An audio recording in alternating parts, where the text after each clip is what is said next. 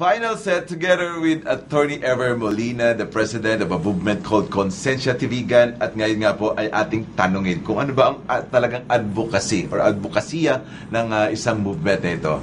Attorney, sabi mo kanina, aside dun sa good governance, ano ba talaga ang objectives o di kaya advocacy ng Konsensya Tivigan?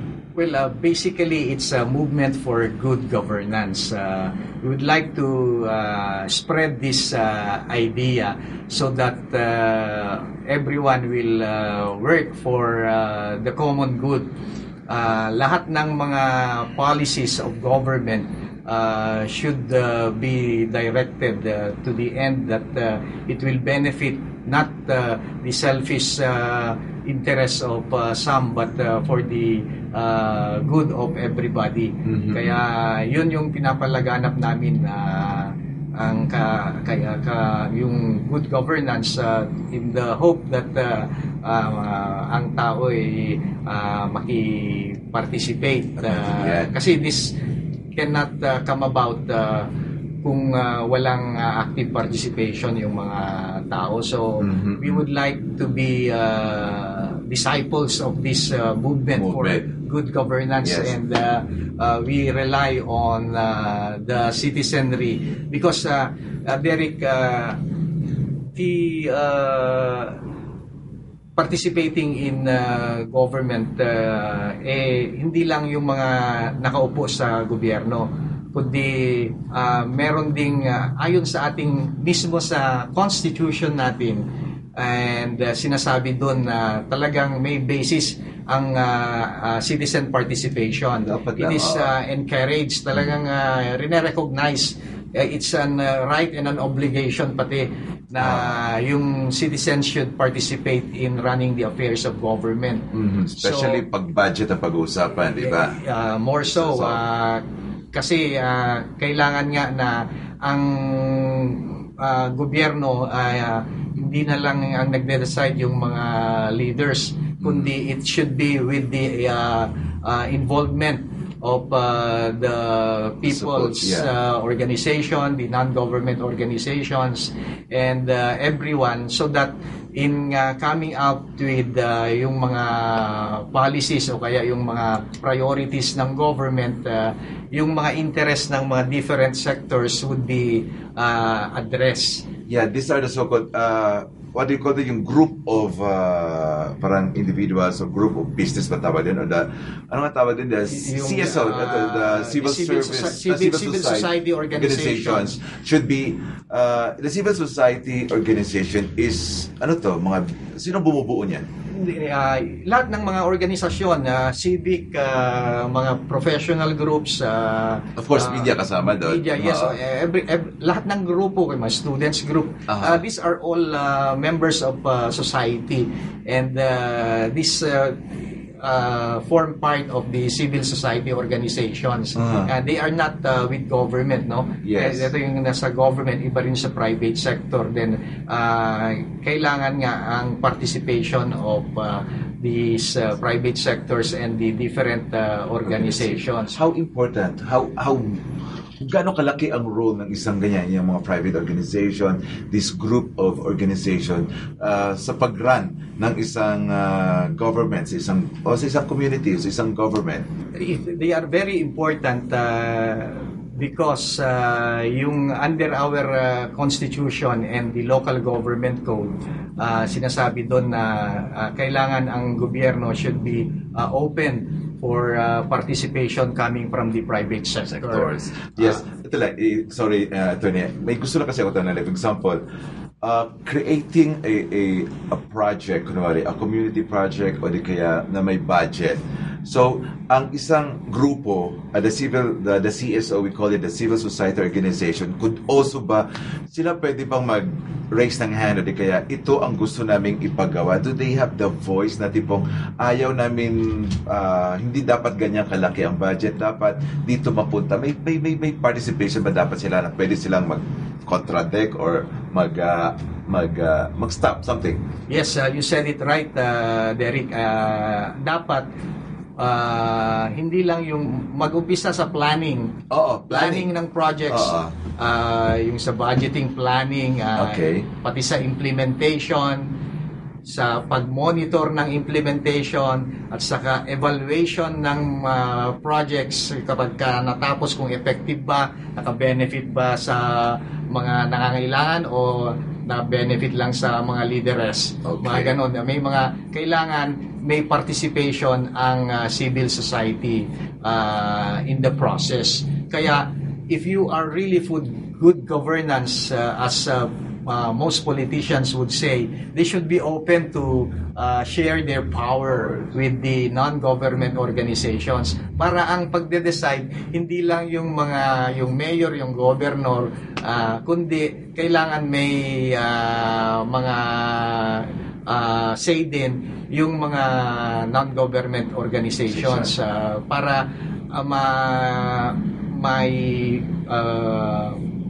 put forth yung mga pangangailangan talaga ng komunidad para ma-address ang budget kasi, yung pondo ng bayan, kailangan magagamit yan para sa pangangailangan ng For the betterment of the people, no?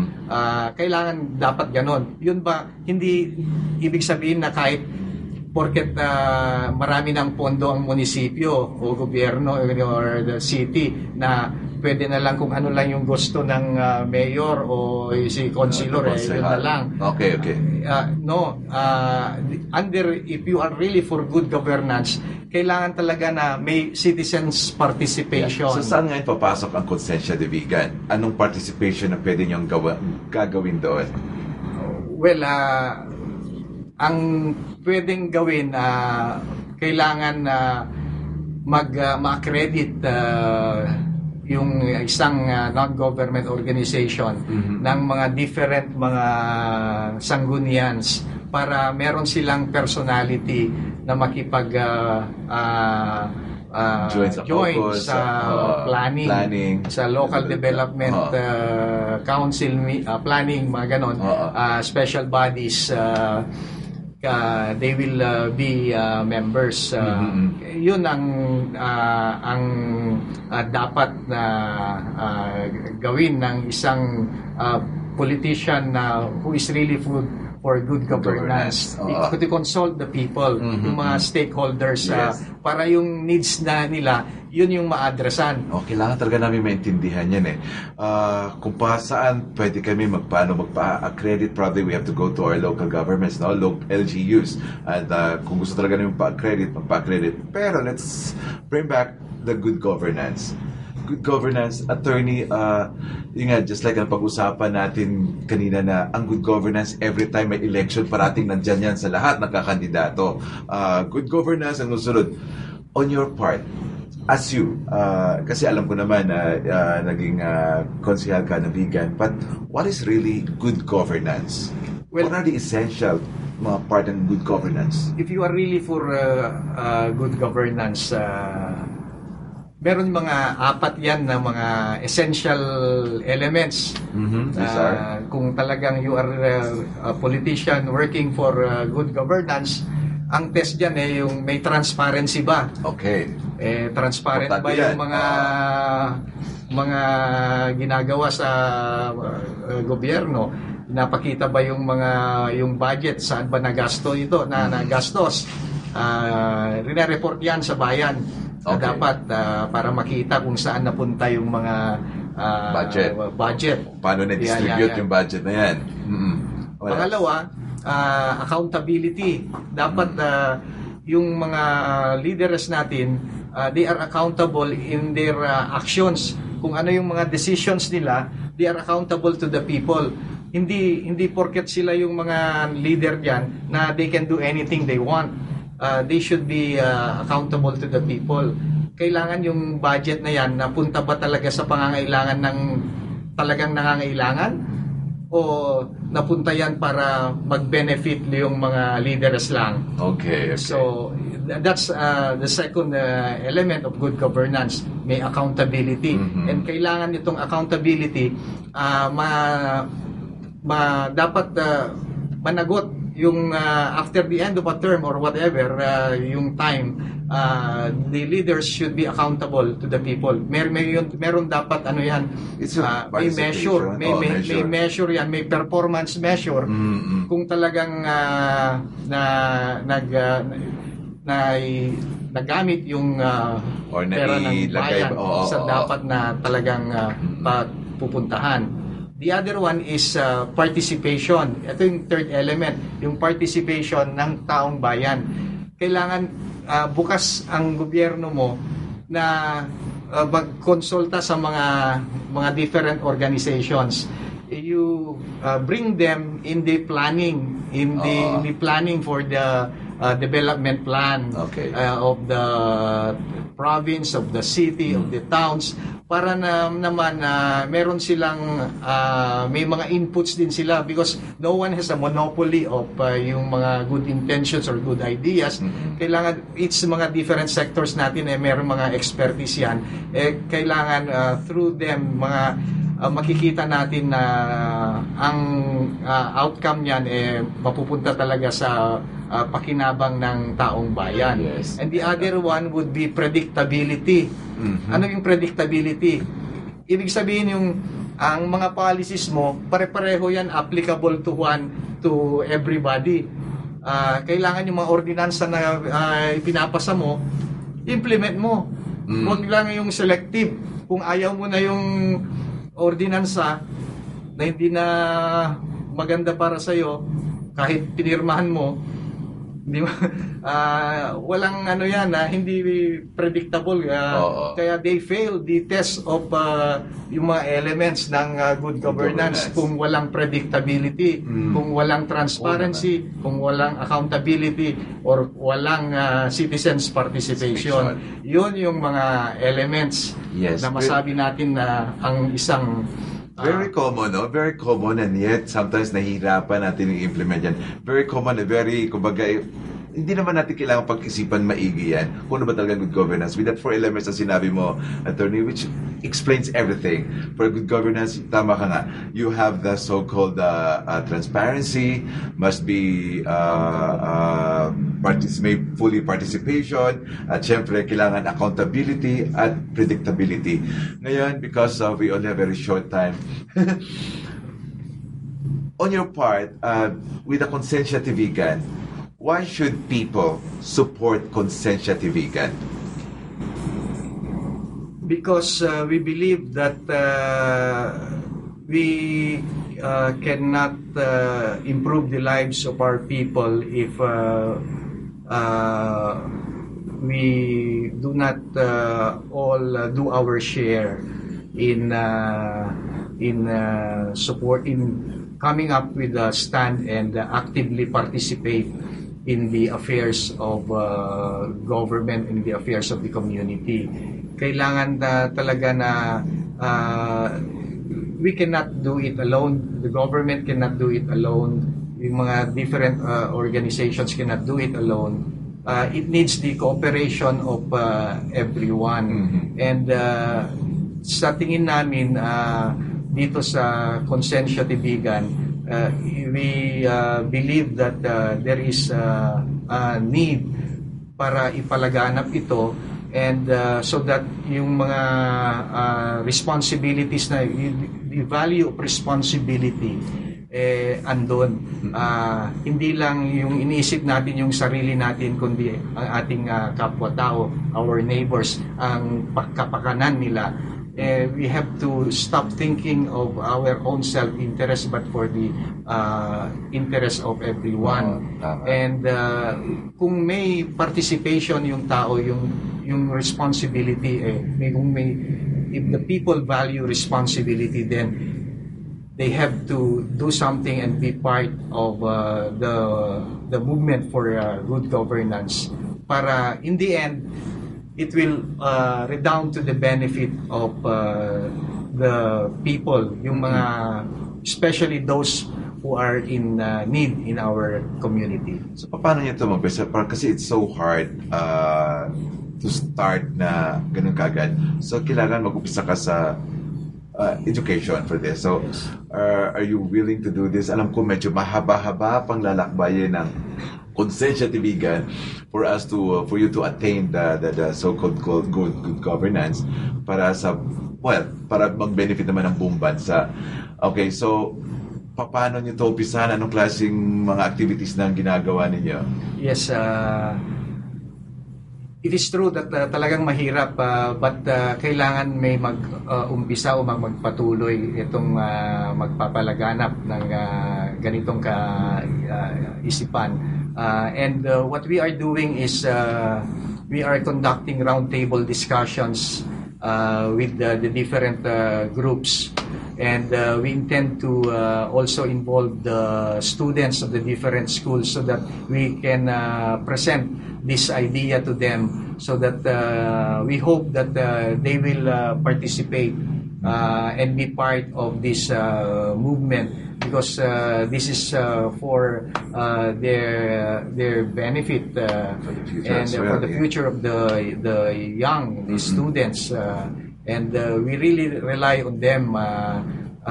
The hope is with the youth, and tayo lang yung mga kabataan pag-asa ng bayan pa rin, no? Tama yan. Nag-umpisa kami na matagal na, pero it's still the same. And now we are committed to continue to advocate our vision para naman pag nawala na tayo, may magpapatuloy kung mga estudyante. Kasi it's really a long shot. And if no one is starting it and no one is moving, pushing this, then we will go nowhere. Yes, Kaya kailangan ito yung attorney, attorney, talagang kulang na talaga sa oras. Now, it's your turn. You could talk to all the people watching this and probably invite the youngs and even other organizations to, sa mga gustong sumali sa advokasya na ito. Sige po, I could have your message na rin. Well, thank you so much for Let's Talk for the invitation. And we are inviting our students and the different organizations to really perform our role in society, to participate in the affairs of government, because gone are the days that running the affairs of government is the business of the elected officials only. Under our constitution and the local government code, it is our obligation, it's our duty also to be involved in the planning of in the development plan and charting the future of the community. May mga structures na provided for by law na kailangan tayong pumasok mga different organizations to be accredited para makipag-participate sa mga development planning of the community. So we urge everyone to be involved and play their role so that yung issues and concerns of your group would be considered in crafting the development plan of your place. So we hope the Konsensya Tibigan would be on hand to help, and we will be very willing to guide different organizations to come up together so that we can hopefully work hand in hand for the betterment of our community. Konsensya Tibigan is not a political party. It's a non-government organization working for the interests of the common people. So again, thank you, Derek, for this time given us. Thank you. Thank you so much, Attorney. And for those people who wants to magtanong or wants to join probably, or sa may mga katanungan about Konsensya Tibigan, where they can reach you? Office? location? Well, it's in 47 Burgos Street, and we also have friend us in Facebook. Okay, yun na lang. Absentia Lidigan. We are there, and let our voices be heard. It will be a forum for free thinking, and we invite everybody to join the discussions in there. Yes. Thank you so much, Attorney. Mga kaibigan, isang advocacy na tipong makakatulong para sa komunidad. It is also our duty as a citizen of the country ng Pilipinas. Dapat tayo rin ay, kumbaga, isibuksan natin ang ating isipan. And let's, kumbaga, ipakinggan din natin kung ano nga ba ang nangyayari sa ating kapaligiran. Ano nga ba ang dapat nating pwedeng magawa? At paano tayo makakatulong para naman, just like Attorney Ever says, that pwede pala tayong mag-participate sa isang, especially lalo na sa mga proyekto na ginagawa ng ating local governments, ay we have our voice. All you have to do is just probably punta lang kayo doon and seek other groups na talagang, kumbaga, makakatulong din sa atin. Just because if we talk about good governance, the four essential elements na nasabi kanina ni Attorney is really it explains everything. It's really good governance. Pero nasa sa inyo pa rin yan. At dapat kumbaga buksan talaga natin ang ating isipan, buksan natin ating mata, buksan natin ang ating puso, at doon natin malalaman kung saan talaga tayo patungo, at para makatulong din tayo sa pag-unlad ng ating komunidad at maging buong bansa. Muli po, maraming salamat muna sa Hervier Salon, sa JTZ Mall po yan, sa ground floor ng JTZ Mall. At also, thank you so much sa Javier Family, Dr. Divina Veracruz Basilio Veracruz Skin Facial and Body Care Center. Located po yan sa second floor ng Lahos Building, Jose Singso Street, Vigan City, na may branches sa Bangged at sa Lawag City. Maraming salamat din sa HA Sales Marketing. Thank you kay Drs. June and Robbie Rose Kagawan ng Kagawan Dental Clinic. Also, thank you sa King Harris Furniture, at sa inyong lahat, maraming salamat. And of course, Attorney Ever Molina, maraming salamat po sa pagbukas ng aming season. There you have it, mga kasentro. Also, try to listen always sa 99.7 Core FM, isentro mo. Ayan po, dyan po sa inyong FM band po yan. So muli, ito po ang season opener ng talk show that talks about controversies, issues, and lifestyle. I am Derek Gonzalez, at ito po ang Let's Talk. Bye everyone. See you again next week. Maraming salamat talaga, Attorney.